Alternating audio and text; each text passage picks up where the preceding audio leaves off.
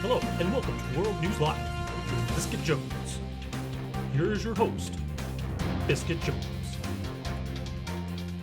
Hey everyone, how is your day? It is insane, and I gotta say, man, there's a lot of crazy stuff going on. Can we kill the music? Hey! Hey! Hey, hold on. Kill the music. Where is my producer? Well, that was terrible. Well, you know this is show one because nothing is going right so far. So anyways, I'm Biscuit Jones, and I'm here with World News Live. Of course, gripping the country and the world right now is the huge mega story of the coronavirus. And yes, I said it. Take that, YouTube. What are you gonna do? It's not like I make money off of this anyway. Ha! Anyway, yeah, we're here with the World News Live, and let's get right into it here. Right here behind me, you can see there's a story. Prosecutors. Engineer deliberately ran train off tracks in attempt to smash USNS Mercy. San Pedro, Los Angeles. An engineer deliberately ran a train off the tracks at high speed near the port of Los Angeles in an attempt to crash the USNS Mercy Hospital ship, prosecutors say. The Pacific Harbor Line train derailed Tuesday, running through the end of the track and crashing through barriers, finally coming to a rest about 250 yards from the docked naval ship. Wow. Federal prosecutors alleged the train engineer Eduardo Moreno, 44, of San Pedro, intended to hit the ship, saying he thought it was suspicious and did not believe the ship was what they said it's for. Really, dude? Really, Eduardo? Is that what you really think? You suddenly become a detective? You Inspector Gadget? Is that your thing now? Jesus. The train crashed into a concrete barrier at the end of the track and smashed through a steel barrier and a chain link fence, slid through one parking lot and then a second lot filled with gravel and a second chain linked fence. Came to the rest after passing under a ramp leading to the Vincent Thomas Bridge. The train remained in that position Wednesday. No one was injured in the derailment, but the train leaked fuel that required hazmat response. Wow. Thanks, yeah. Authorities say Moreno admitted to crashing the train intentionally, but said he did not plan it out in advance. It is believed that he acted alone. Well, you don't say. Officials say video from... I'm sorry. He allegedly made statements to CHP officers that included, you only get this chance once. The whole world is watching. I had to. People don't know what's going on here. Now they will. That's it, man. Our buddy Eduardo. Let's give it up for Eduardo, guys. Just, yeah. Good job, man. You have uncovered the conspiracy that is a U.S. Naval hospital ship. Officials say video from inside the train's cab show Moreno holding a lighted flare during the incident. Moreno has been charged with one count of train wrecking. I didn't even know that was a crime. Anyway, according to U.S. Attorney's Office, the charge carries a maximum penalty of 20 years in federal prison. The Mercy arrived at the Port of Los Angeles this weekend. The Navy hospital ship was brought in to handle non-coronavirus patients to help ease the burden of local hospitals that are surging with COVID-19 cases. The ship has about 1,000 beds and some 800 active duty doctors, nurses, and medical staff on board. It is expected to stay in Los Angeles at least until September or until it is no longer needed. Wow.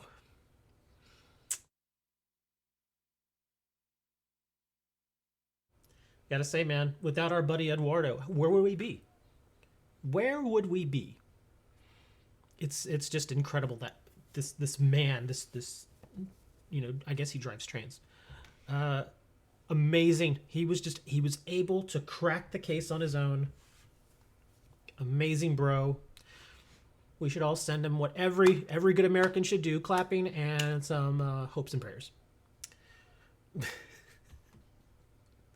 Yeah, that's he's a moron.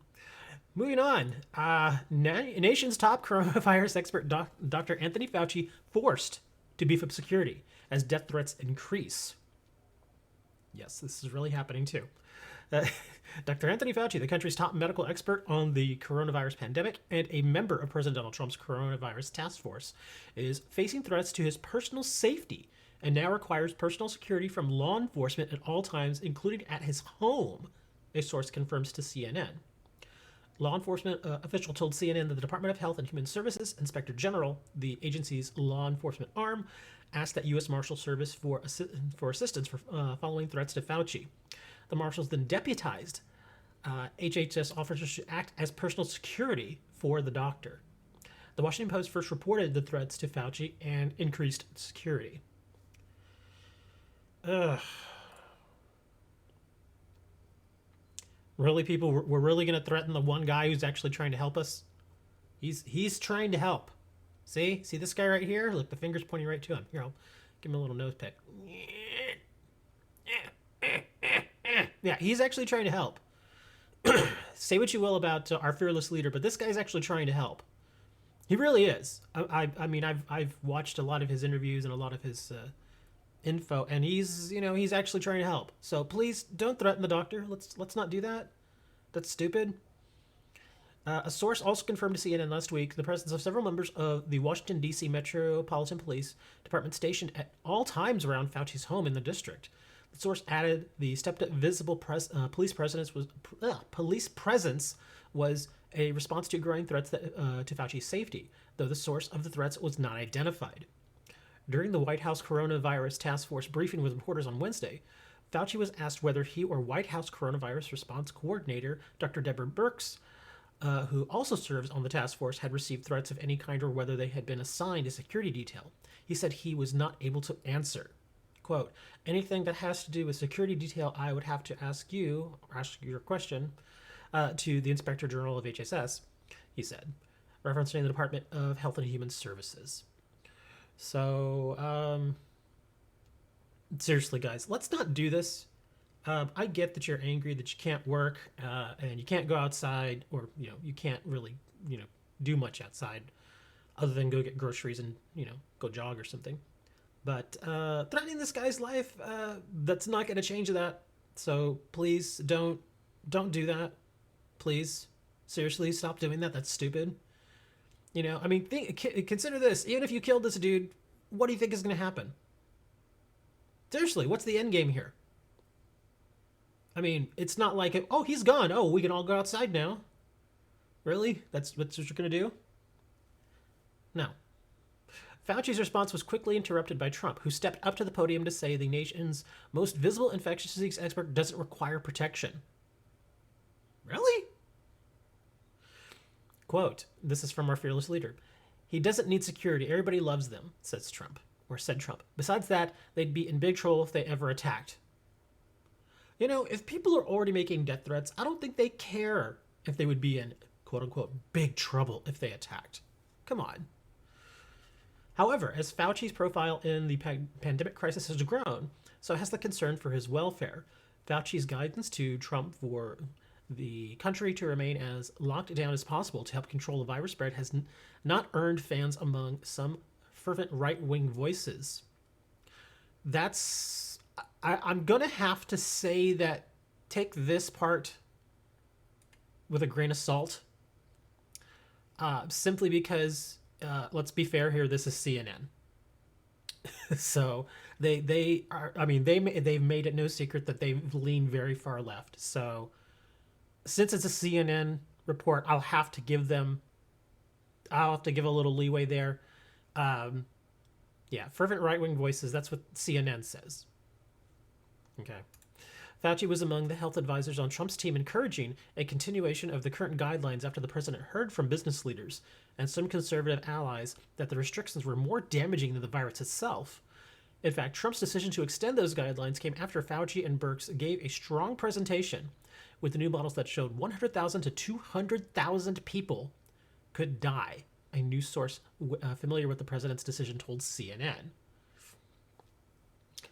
Wow.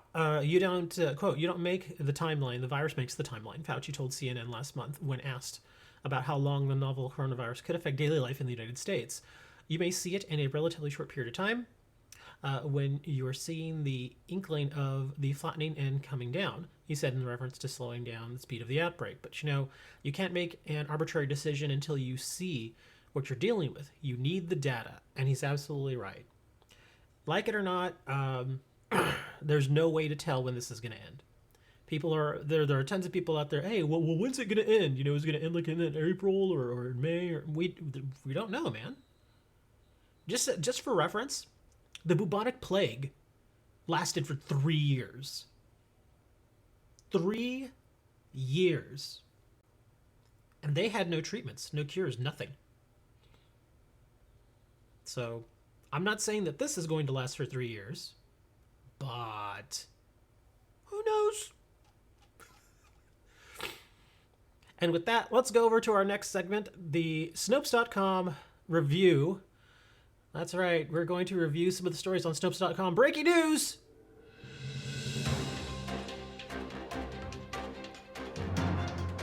I'm sorry, I just like this music. Hey Doug, we gotta play this music more often, man. Oh, sorry.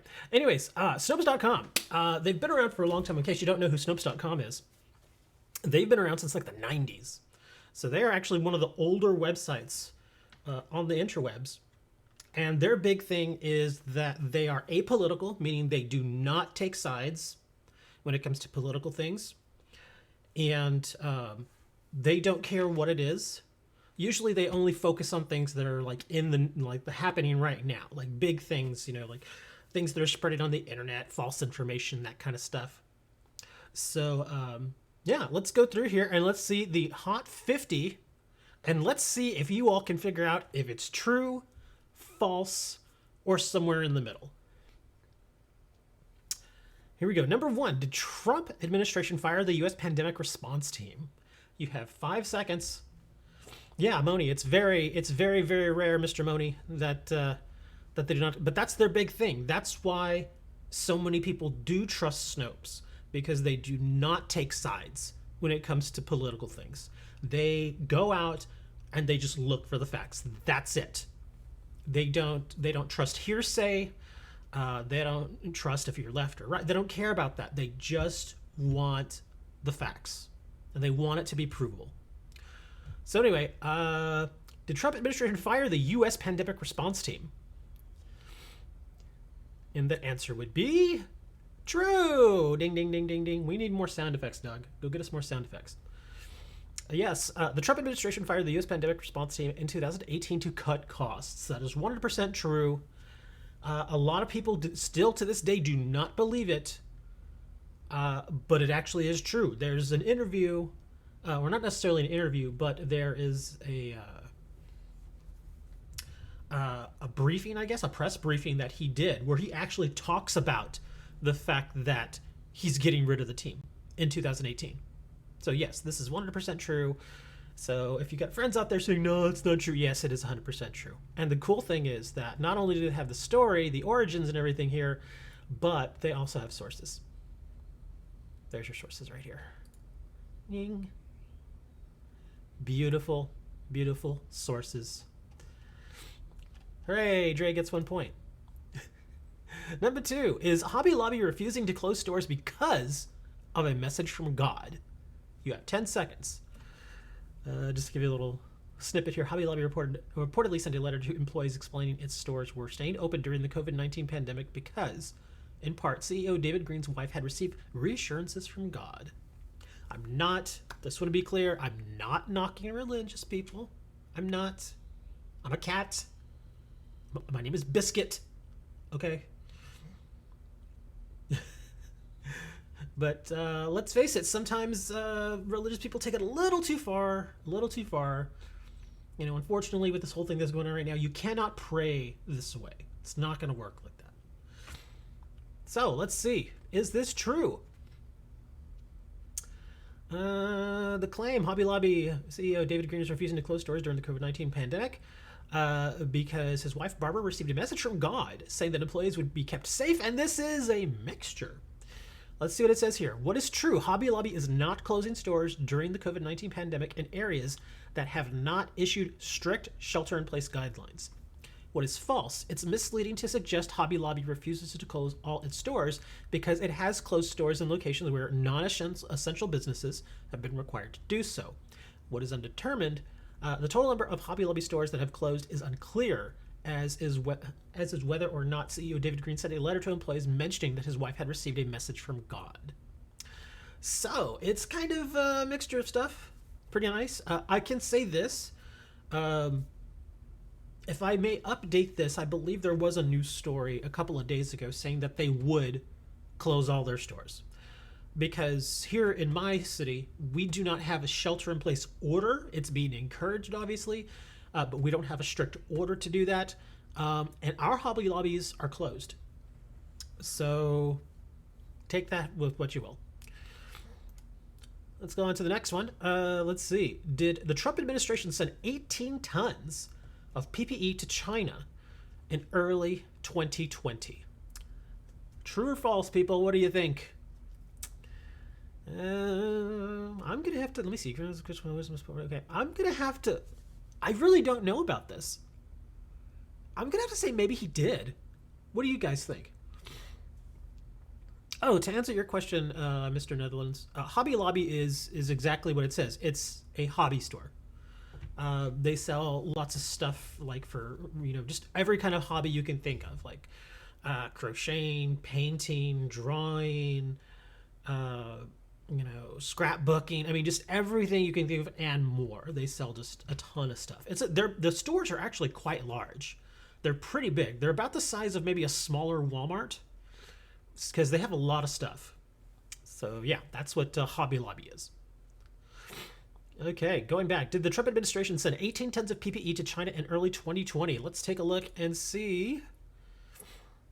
And it is true. Look at that. The U.S. facilitated the sending of nearly 17.8 tons of donated medical supplies to China to combat the spread of the novel coronavirus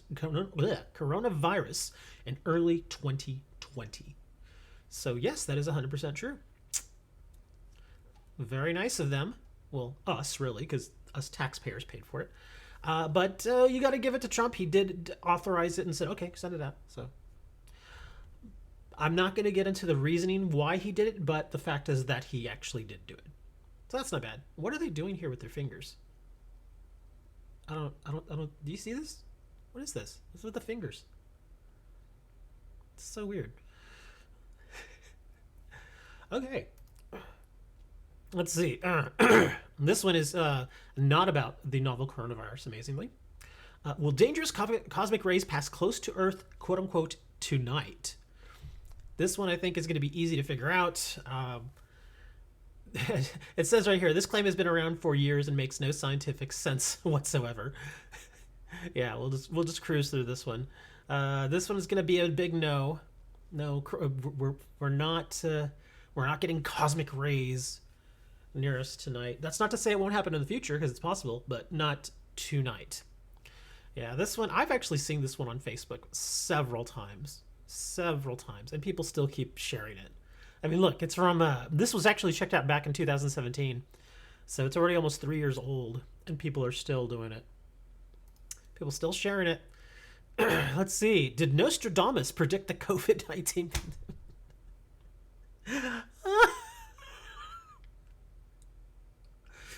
Really? We're gonna... Okay. We're getting Nostradamus in this now. This is getting funny. Did Nostradamus predict the COVID-19 pandemic? I'm guessing you all can already figure this one out. Oh, God, the Nostradamus stuff is so silly. So here, did he predict COVID-19 pandemic? False. What a surprise. Yes, a meme replicates a Nostradamus prophecy foretelling the 2020 COVID-19 coronavirus disease pandemic. Let me see, how long is this? We can probably read this. In the midst of the COVID-19 coronavirus disease pandemic that broke out globally in the first part of 2020, some social media users shared what they claimed was a prediction of that pandemic back in 1551 by the 16th century astrologer, alleged soothsayer known as Nostradamus. There will be a twin year, 2020, from which will arise a queen, Corona, who will come from the east, China, and who will spread a plague virus in the darkness of night on a country with 7 hills, Italy, okay, and will transform the twilight of men into dust, death, to destroy and ruin the world. It will be the end of the world economy as you know it. Apparently this is what he wrote. Yeah, that's, yeah.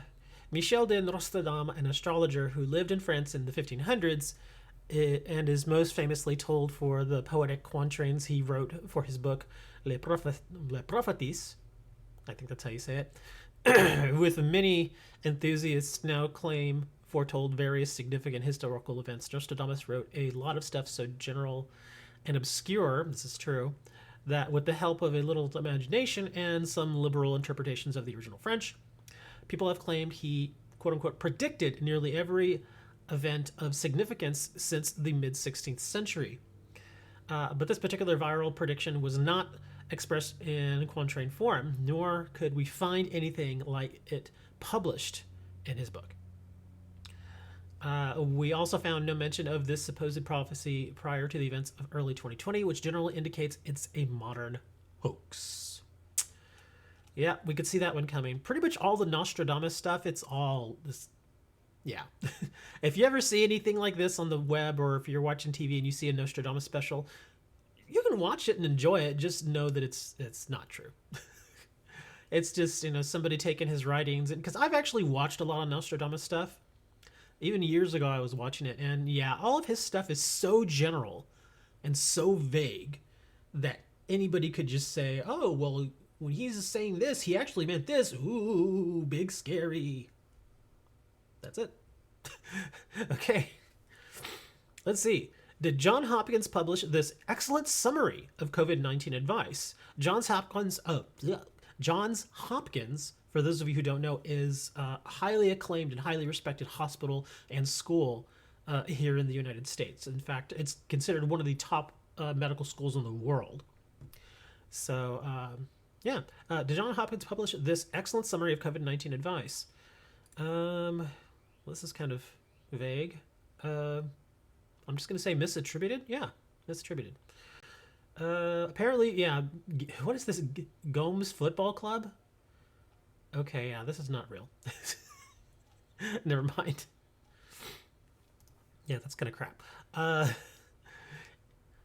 Is this a C.S. Lewis quote from 1942? We can pass that. Oh, here we go. Did President Trump refer to the coronavirus as a quote-unquote hoax? Let's see. Trump's commentary on the new coronavirus came before the virus began killing patients in the United States. So again, what's the deal here, man? Do you think he referred to it as a hoax? 5 seconds. 1, 2, 3, 4, and 4.5, and 4 2/4. That's the same thing. This is terrible.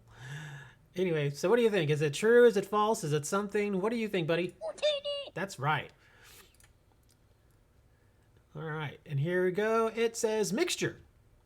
What's true? During February 28th, 2020 campaign rally in South Carolina, President Donald Trump likened the Democrats' criticism of his administration's response to the new coronavirus outbreak to their efforts to impeach him, saying, quote, "This is their new hoax," unquote. During the speech, he also seemed to downplay the severity of the outbreak, comparing it to the common flu. What's false? Despite creating some confusion with his remarks, Trump did not call the coronavirus itself a hoax. That is actually the same conclusion that I came to. What I got out of this is that when he said this is their new hoax, he was referring, of course, to the whole thing with Russia and them impeaching him and so forth. He wasn't calling the virus itself a hoax, but this was basically him saying that this is going to be their new thing to attack me with. That's it. That's what he meant. Yeah. So if there was any confusion there for you, then this is actually not true. He did not actually call the virus itself a hoax. A lot of people that I've spoken to actually still think that that's what he said.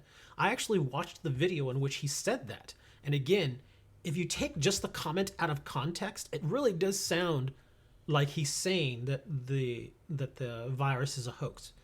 But you put it back in context, which is incredibly important, then you fully understand what he's talking about. So yeah, he wasn't saying that the virus itself was a hoax. He was just saying that in this case, his hoax comment meant that this was going to be a tool that the Democrats were going to use to try and harm his, presidency or re-election.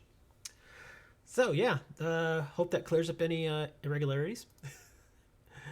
Let's see what else. Has Dr. Zelenko successfully treated 669 coronavirus patients? This I am seeing all over the internet. Everywhere. I've seen this thing posted time and time and time again. I'm pretty much 99.999% certain this is absolute crap. Let's take a look. Blog post asserted that people responded well to an experimental COVID-19 treatment is in no way an evidence-based contribution to science. Let's see. It is listed as unproven. That's a very important thing here. It's not saying it's false. What they're saying here is that they have found no information with which to back up these claims. And that's true. I actually went through, because I said I've seen this time and time again. Every single time it's posted, it's usually just a share or a repost. There's no back sourcing of it. There's no link or anything that takes you to like an article from a medical journal or anything like that. It's just somebody posting something on Facebook. That's it. That's all it is. But here it is. And the funny thing is this Rudy Giuliani was the one who really gave it a push here. On March 29, 2020, Rudy Giuliani, the personal attorney to U.S. President Donald Trump, tweeted about a treatment from family practitioner Dr. Vladimir Zelenko. Vladimir Zelenko, who has claimed to have treated 669 COVID-19 coronavirus patients with a cocktail of hydroxychloroquine, azithromycin, and zinc. Okay. And here's his tweet. Exclusive, real Donald Trump may be right. A new French study shows the efficacy of hydroxychloroquine and azithromycin. Get this study and Dr. Zelenko's treatment results of 699. Okay, so now even that's different. 699 patients, all still alive by going to Rudy Giuliani CS. Oh my God. Wow. I did not know that this is what he was pulling. What a fucking scumbag. Wow. I hope you all understand what is happening here. He's basically claiming that there is a new French study that proves that hydroxychloroquine and azithromycin work. And to get this study, the only place to go and get the study is to go to his website and pay. That is... Man, fuck you, Rudy.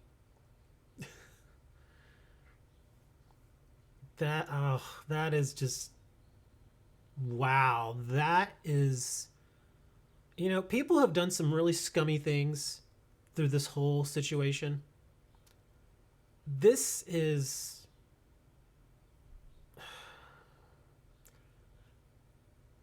I see people like this and I think, how do they look themselves in the mirror every day and doing things like this? The only way to get the results of that study is to go to his website and possibly pay money to get to it. That's not how this works. I mean, if this was a real legitimate treatment, you could probably email Dr. Zelenko. And he would probably say, yes, here it is. And he would send it to you. For those of you who don't know, there are a lot of different publications out there that do various medical treatments, and they show you medical papers and that sort of thing. Like JAMA is one of them. The New England Journal of Medicine. I believe there's also one out of Oxford. There's a lot of them. And yes, those particular, publications do ask you to pay.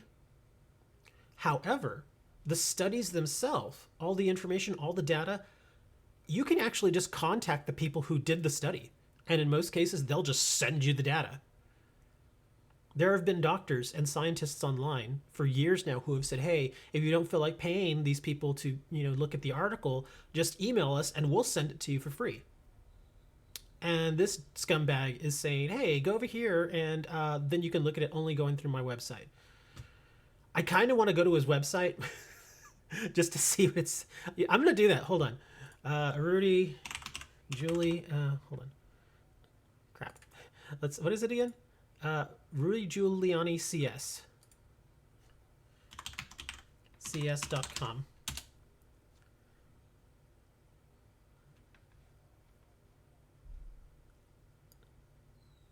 Oh, I think I spelled that wrong. I can't copy it either. Hold on. Is there a... Where I can just copy this? Hold on. G-I-U... Okay. Did I spell this right? No, I didn't. G-I-U... I'm so bad at this. I'm a cat. I'm trying to type with pause here. Give me a break. Julianix? Giuliani. Is that it? Okay, so Giuliani. Is that it? Let's try it again. Nope. I didn't put Julianus. What is it putting the S there? Oh my god, this is terrible. Rudy Tortellini. I'm sorry, I'm a cat. I can't do this. I've never actually had to write his name down, so I don't know how to... Okay, let me just do this. Okay. Rudy.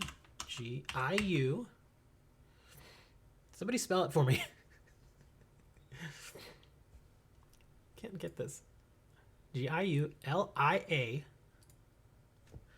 Liali CS.com.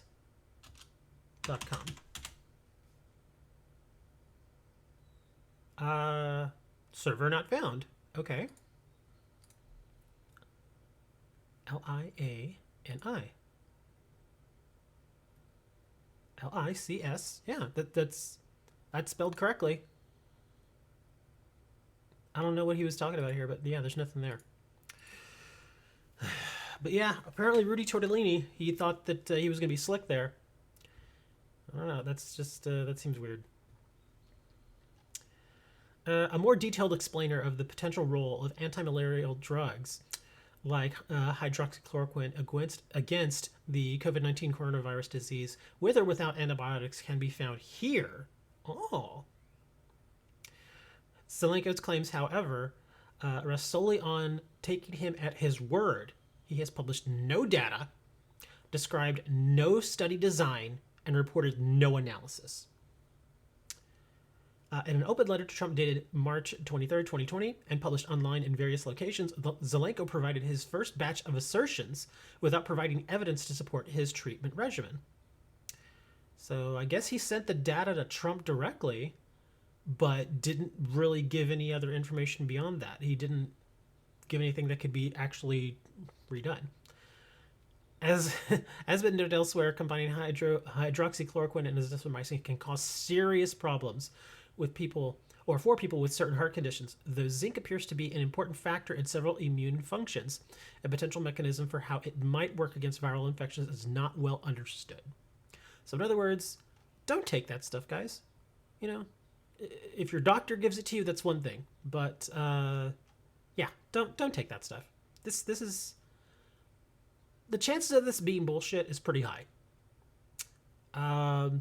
So yeah, stick with what your doctor says. Don't base your decisions on what this dude says. Anyway, moving back to our Snopes segment. Was Charles Lieber arrested for connections to coronavirus through a Wuhan lab?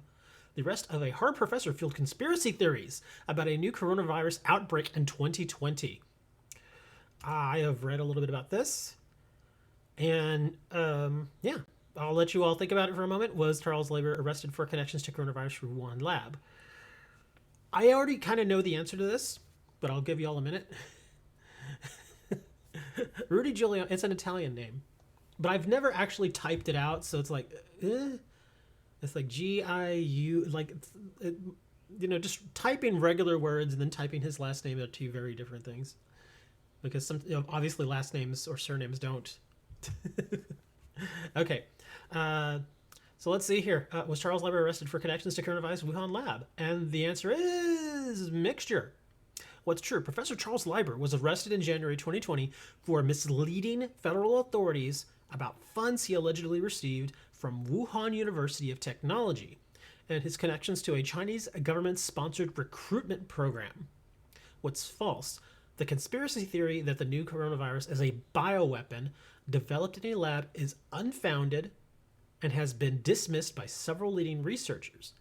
Lieber has no known connections to the 2020 outbreak of coronavirus. So yeah, this is exactly what I already understood it to be. Basically, he was getting money from this university for certain work that he did, but he wasn't claiming it correctly or something, or he wasn't telling federal authorities about it, and so they arrested him. But yeah, that's pretty much how it went. Lots of tweets here.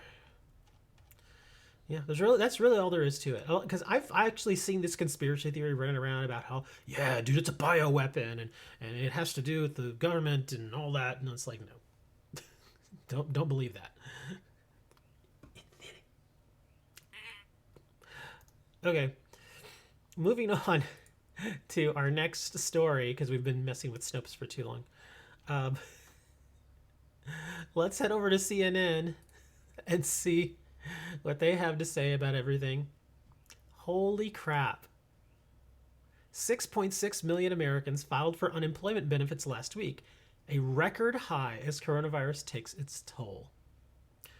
Yep, it's getting dirty. The last 3 weeks have marked one of the most devastating periods in history for the American job market, as first-time claims for unemployment benefits have surged more than 3,000% since early March. So just in the last couple of weeks, businesses continue to lay off and furlough workers amid the coronavirus outbreak. 6.6 million U.S. workers filed for their first week of unemployment benefits in the week ending March 28th, a new historic high. This was far greater than the economists had expected, and more than 3,000% of their pre-pandemic levels. Unemployment claims at this level suggest a severe job market decline hardly any American alive has seen in their lifetimes. So they're basically saying here that this is probably going to be worse than the Great Depression. The Great Depression happened back in 1929. Now, while there are not many Americans still alive that were alive for that, there are a few. There are a few people who are over 100 years old, and I'm sure they remember the hard times that came along with the Great Depression. But the Great Depression wasn't just an American thing. Again, we're tied in with the global economy, and even then we were. And so when our stock market started doing really, really bad and people started losing their jobs here, it affected the rest of the world too. So it basically circled the entire globe. So it was pretty bad. Let's see. Claims had been hovering in the low 200,000s each week preceding the coronavirus outbreak. Economists characterized the increase as, quote, monstrous, stunningly awful, and a portrait of disaster. But yeah, this is something I've actually seen this graph floating around on the internet. And this is how bad it is. This is the reason why they're marking this is because during the 2008 financial crisis, which started about mid to late 2008, this was basically like, well, this is when it really got bad. But the Great Recession itself started about the beginning of 2008, but it really started hitting hard about right here. So about midway through the year. And yeah, then this, as you can see here, 665,000 people filed for unemployment March 28th of 2009. This is just in 2 weeks. That's insanity. That's an economy killer. We're all gonna die. And I'm a cat named Biscuit. This tectonic shift in the U.S. labor market, quote, implied a real-time unemployment rate of 10.1% at a minimum, said Joseph Rousselis, chief economist at RSM. As companies continue to close their doors and shed workers to limit the spread of coronavirus through the population, more workers will need government aid to make ends meet. Rousselis said in his view, the Trump administration should work on a next phase fiscal aid package to target, quote, plugging the holes that are being blown in state and local budgets, in addition to Federal Reserve purchases of state and municipal debt. The government passed the CARES Act to combat the effects from the coronavirus outbreak last week. The March jobs report, which is due Friday at 8:30 a.m. Eastern Time, is not expected to look quite as dire. The Refinitiv consensus estimate is for a loss of 100,000 jobs, with the unemployment rate inching up to 3.8% from its historical low of 3.5%. The March report will be more muted because the survey is based on concludes around the middle of the month. That is true, which was before millions of Americans filed for unemployment. Basically, what they're saying here is that it's only bumping up to 3.8% because it's only counting through about mid-March. But right after mid-March, like the 18th and 19th, that's when people started filing for unemployment. And so this jobs report does seem okay. It's not going to be good, but it's going to be okay. Next month, however, oh boy, that's going to be fun to look at, and not in a good way. Don't ask me. That's just crazy.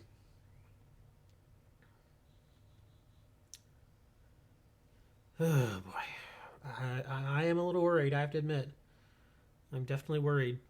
It's going to get ugly. This is a developing story. Will be updated. Thank you. What else do you have for us? Oh wow, already saw that. Blah, blah, blah, victim. Oh, Dre was asking about. Oh God, where did I see that story? Was it AP? I think it was AP. Dre was asking about the information about how people here in the United States could more easily claim their checks. Let me see if I found it here. Virus outbreak. Okay, I'm not seeing this story here, but I kind of know how it's going to work. Okay, he's not here, but I'm going to say it anyway, just for anybody that watches this later. The way it works is, again, if you've filed your taxes already for 2019, 2018, then you don't really have to do anything. If you supplied the government with direct deposit information, like your bank account and stuff, they'll automatically put the money in there when it's ready to go. If you did not provide them with direct deposit information, they will still mail you a check. Also, if for people that are on SSI, Social Security Retirement, and Social Security Disability, same thing. You don't have to supply them with any kind of information. They already have your data, because from what I understand, most of that Social Security stuff gets done through direct deposits. So if you're on Social Security, then you don't have to do anything. They'll just stick the extra money into your account, and that's that. That's all it's going to be. So yeah. Just make sure that they have your information. If they don't, they're basically the easiest way to get that information is to file your taxes. Even for people who don't normally file taxes, which there are a lot of people that don't, because they don't need to, you can file your taxes this year just for the hell of it. It'll be a one-page thing, and it'll basically say that you probably paid no taxes and you're not getting any taxes back, and then you sign it and you send it off to the IRS, and there you go. That's it. That's all you have to do. That's probably the easiest way. In fact, there are a lot of companies out there. There's TurboTax, and I think H&R Block does it too. They offer a free version of tax software where you don't even have to download anything. Just go to their websites. You plant in all your data. I believe people on SSI get, I think they get 1099s. I think it's a 1099R that they get. Oh, don't quote me on that, but I do believe it's a 1099. That's the type of IRS form they get. But yeah, just plug in all the information for the 1099. A lot of times you can just file online. You don't even have to mail anything off. If you don't, just print it, mail it out, you're good. That's it. That's the whole thing. That's all you need to know. If you're making less than $99,000 per year, you are going to get something. If you make more than $99,000 per year, you're not. Sorry. I'm sorry. Okay. Well, that does it for today, guys. Again, thank you for joining me. This is Biscuit Jones. And until next time, bring some catnip.